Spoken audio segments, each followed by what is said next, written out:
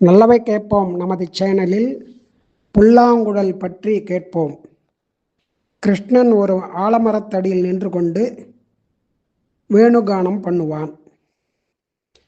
கொச்சித்து வாதயத்தே வேணும் சுஸ்வரம் மதுரம் லகு சமாஹ்வயதி கீதேன பிரேயசீகி பிரஜசுந்தரி அப்படி. அதாவது பகவான் தனக்கு பிரியமான அந்த புல்லாங்குழலை எடுத்து தன்னுடைய உதட்டில் வச்சுட்டு மெதுவாக இனிமையாக அவன் வாசிப்பான், ஊதுவான்.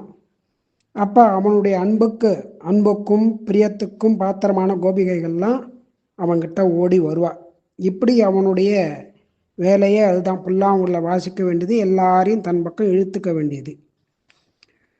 ஒரு சமயம் நந்தகோபனுடைய இந்த குமாரனான கிருஷ்ணன் பிருந்தாவனத்தில் பிரேமையோட மெதுவாக இனிமையான ஸ்வரத்தில் தன்னுடைய புல்லாங்குழலை ஊதி அங்கே இருக்கக்கூடிய மாடு கன்றுகள் எல்லாத்தையும் கிட்டக்க வரவழைச்சுட்டான்.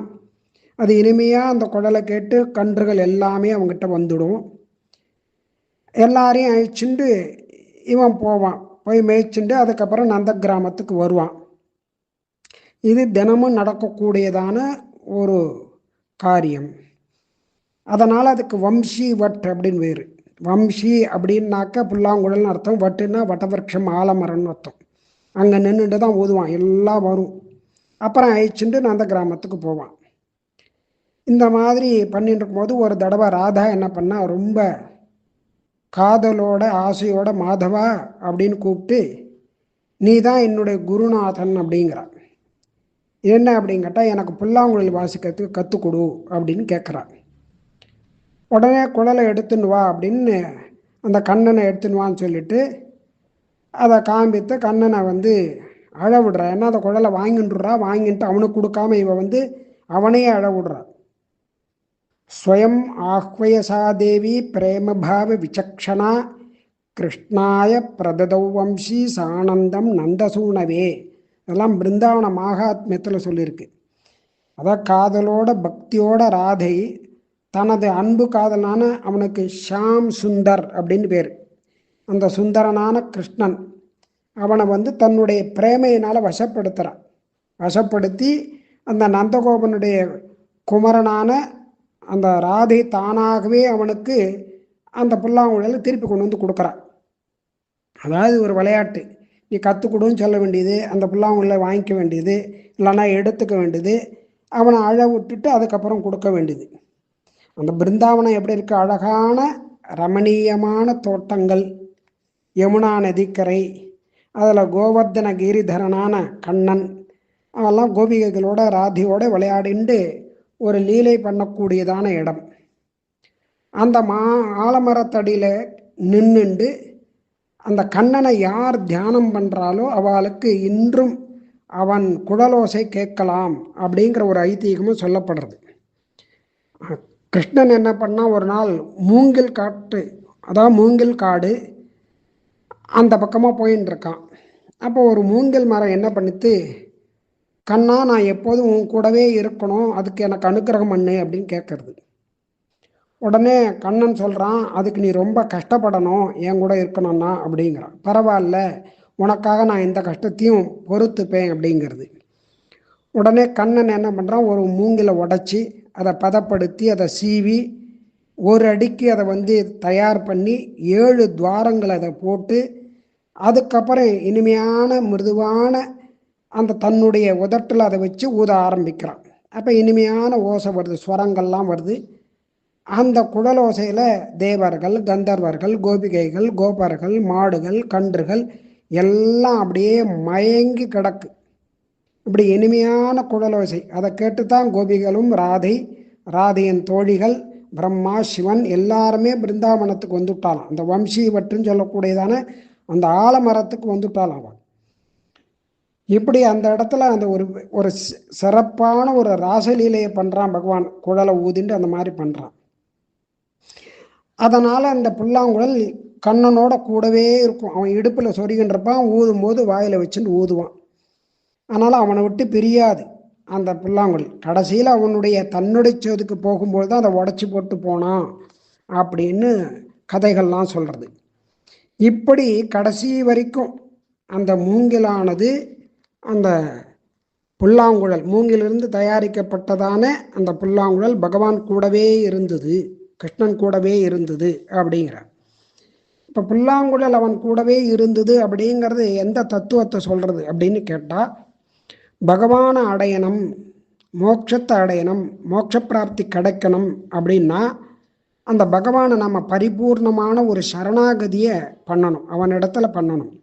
சம்சாரத்தை விட்டுட்டு, சம்சார பந்தத்தை விட்டுட்டு, அதாவது பந்த பாசங்களெல்லாம் விட்டுட்டு, என்ன பரீட்சை வந்தாலும் என்ன சோதனைகள் வந்தாலும் அதை தயங்காமல் ஏற்றுண்டு அவன் கொடுக்கக்கூடியதான, அதாவது நாம் பண்ணியிருக்கக்கூடியதான கர்ம பலன்கள், அந்த பலனுக்கு ஏற்ற மாதிரி சுகதுக்கங்கள் ஏற்படும், அதெல்லாம் பொருட்படுத்தாமல் எப்போதுமே பகவானையே நினைச்சுட்டு இருக்கணும்.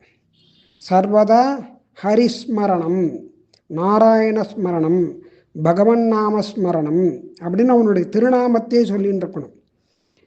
அவனுக்கு அடிமையாக பூரணமான ஒரு சரணாகதியை பண்ணணும். அந்த சரணாகதி எப்படின்னா, அந்த கிருஷ்ணனிடத்தில் இருந்த புல்லாங்குழல் போல திருடமான ஒரு நம்பிக்கையோடு பண்ணணும், பரிபூர்ணமான ஒரு விசுவாசத்தோடையும் பக்தியோடையும் பண்ணணும். அவனை விட்டு, அதாவது அவனுடைய நினைவு ஸ்மரணம், அதை விட்டுட்டு வேறு விஷயங்களில் நாம் எதையுமே ஸ்மரிக்கக்கூடாது, நம்முடைய எண்ணங்களை அங்கே செலுத்தக்கூடாது, பகவத் சிந்தனையிலேயே இருக்கணும். அப்படி பகவானுடைய சிந்தனையிலேயே இருந்தோமானால் அந்த கிருஷ்ணனாவன் பரிபூர்ணமான ஒரு அனுக்கிரகத்தை பண்ணுறான்.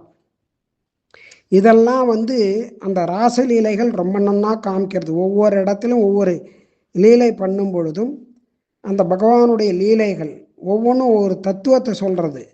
இந்த தத்துவத்தை சொல்லக்கூடியதான அந்த லீலைகளை நாம் ஒவ்வொன்றா அப்படியே ஸ்மரிச்சுட்டே இருக்கணும். அதாவது இவன் பல லீலைகள் பண்ணியிருக்கான்.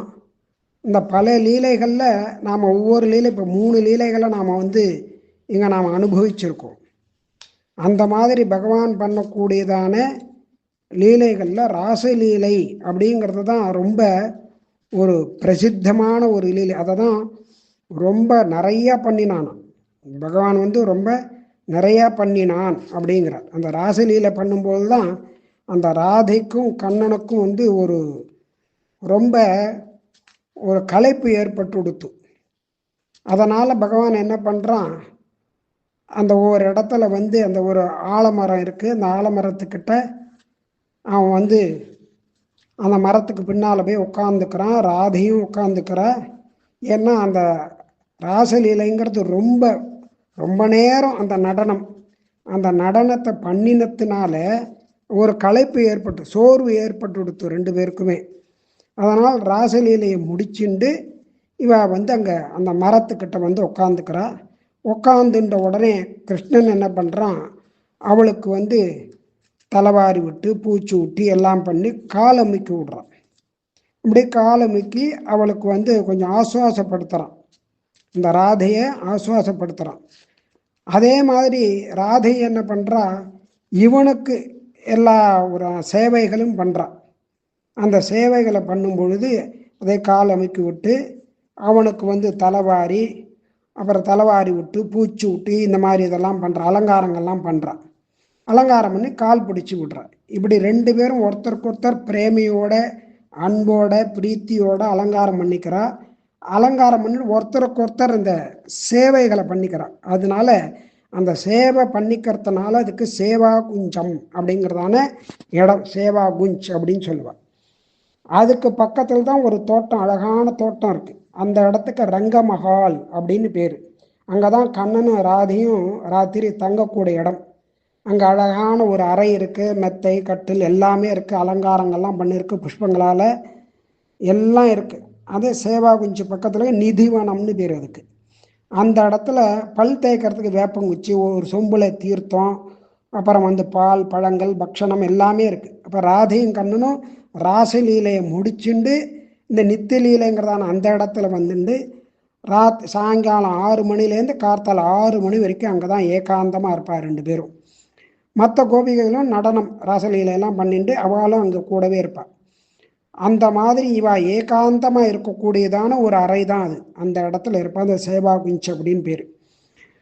அங்கே கிருஷ்ணன் இன்னைக்கும் அந்த ஒரு அங்கேயே தங்கி கார்த்தால எழுந்து பார்த்தாக்கா அங்கே பல் தேய்ச்சிருக்கும், அந்த வேப்பங்குச்சி நெசுங்கிருக்கும், பக்ஷணங்கள்லாம் கலைஞ்சிருக்கும், அந்த படுக்கையெல்லாம் கலைஞ்சிருக்கும். இப்படி நித்தியபடி நடந்துருக்கிறதான ஒரு இடம். அதுதான் சேவா குஞ்ச் அப்படின்னு பேர். மற்றவை நாளை கேட்போம்.